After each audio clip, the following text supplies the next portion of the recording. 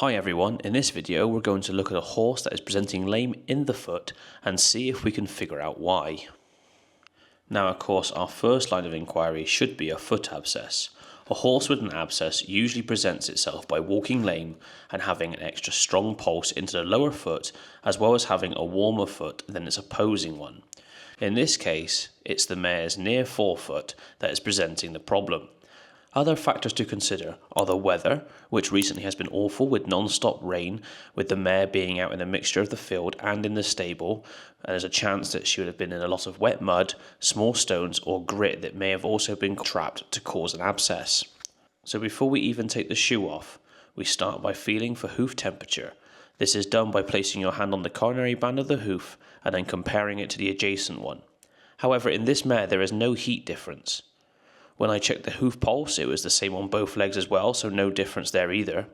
And at this point, I'm beginning to think that maybe it could be something else other than a hoof abscess. After removing the shoe, it is important to clean the foot up. Usually, an abscess will be hidden and not burst out straight away.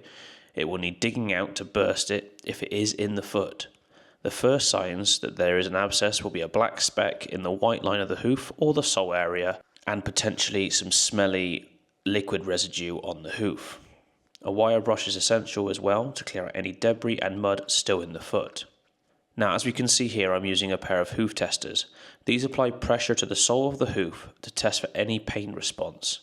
Unfortunately, as we cannot talk to the animal, the only way to be sure if we are investigating the right area is to look for a pain response from the animal. These are usually my go-to first port of call, as then you can tell which area of the hoof to concentrate your investigation in to look for abscesses and other conditions on the sole of the hoof. You can see here that as I apply pressure to most of this hoof, the mare is unfazed and does not care about 3/4 of the hoof that I'm pushing into.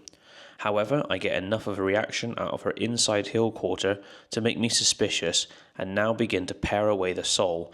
We're going to pause the video here now. Knowing what we know so far, so that there is no heat in either foot and that there is no digital pulse, but there is a reading using the hoof testers, what do you currently think? Either pop a comment in the video below or make a little note on a piece of paper and you can tell me at the end in the comments whether you were right or whether it was something completely different. Okay, you ready? I'm going to carry on with the rest of the video and let's find out what is actually making this mare lame.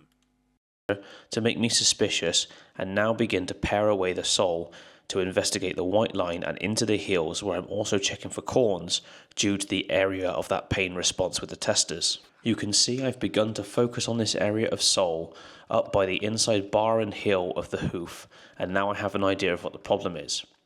The soft sole is showing through. If you are unfamiliar, hooves are made up of several layers, the hardest which is the outer layer that we see every day on the hoof wall and the sole.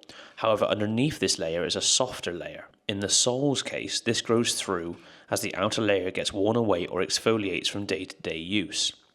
However, in this case, my best theory is that it appears that either a stone or something has penetrated the outer layer of the sole, causing a crack which has then allowed soft mud or debris to be pushed through, leading into a build-up between the layers of the sole and creating pressure and discomfort for the mare. The good news is, once this soft layer is exposed to air, it usually begins to harden as it takes its place as the new outer layer of the hoof. I say usually as there are other factors to consider such as weather, field conditions, nutrition, etc. But on the whole it begins to harden. To help this, it is important to remove all of the loose hard sole so that no more pressure can build up between these trapped layers. This means exposing more of the softer layer, but it is better for the recovery of the mare in the long run. You can see that it's actually quite a large area before we are back to a solid connection between soft and hard sole layers.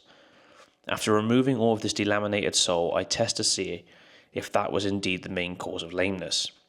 To do this, I take some soft poultice pad material and vet wrap it onto the foot. If you don't have any soft poultice material, any soft material will do, even a pair of bunched up socks. Vet wrap that onto the sole or attach to the sole with tape if you haven't got vet wrap. The theory behind this is that this will cushion the sole and relieve any pain that is being caused from the soft sole coming into contact with the ground before it's had a chance to harden.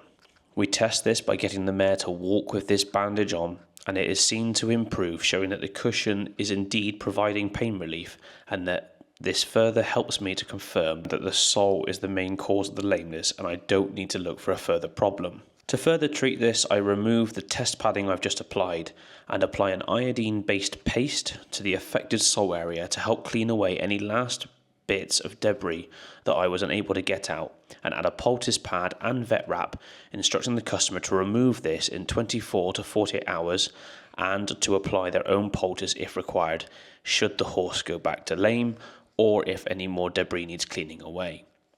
This mare is due for shoeing in a week's time, so I will do a follow-up update video with how she has progressed and any changes that I make during the next shoeing cycle.